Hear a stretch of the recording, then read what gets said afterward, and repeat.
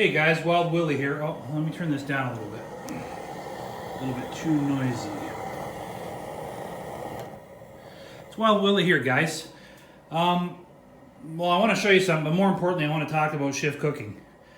You can have all the food stockpiled in the world that you want. The reality is that if the power goes down, you lose your gas, you lose whatever, you need to find ways to cook. So I've set up a little system in my garage. I got the ability, I'm not going to show you everything, I got the ability to cook off a propane burner. I got the ability to cook off this little barbecue here, a fire pit outside, a portable fire pit, the Coleman stove, fondue fuel, whatever. I got propane.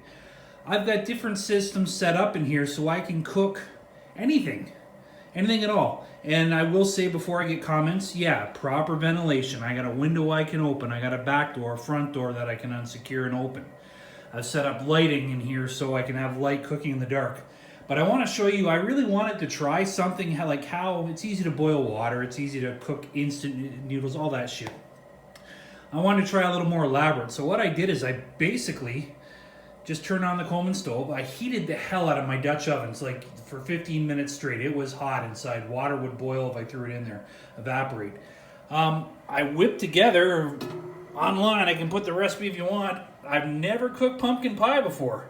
I've never cooked pie before. I can cook bread, cakes, muffins, anything like that in my sleep. I've never bothered doing a pie.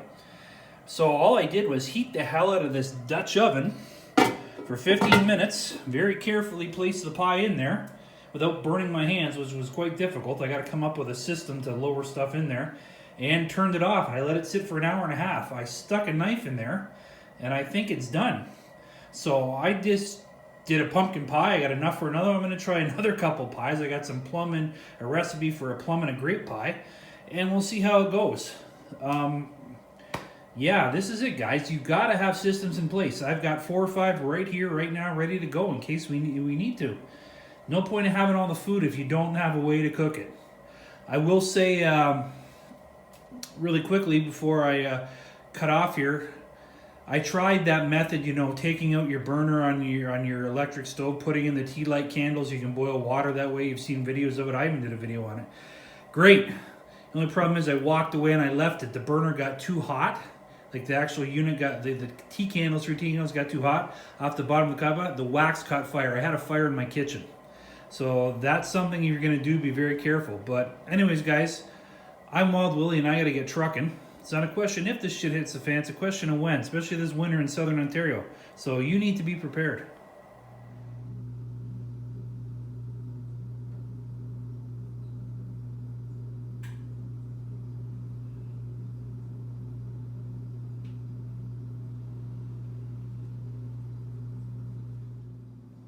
Alright guys, here's the results of my Dutch oven shift cooking.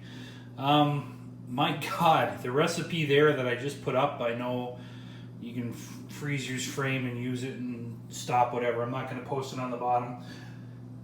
That was it, that recipe. Pumpkin pie. Just with right now, pumpkins are in season like crazy right here in southern Ontario, and so are Concord grapes. Actually today's our Grape and Wine Festival. It's a world-renowned, huge parade. It's the world's biggest grape and wine festival. Is happening today, actually.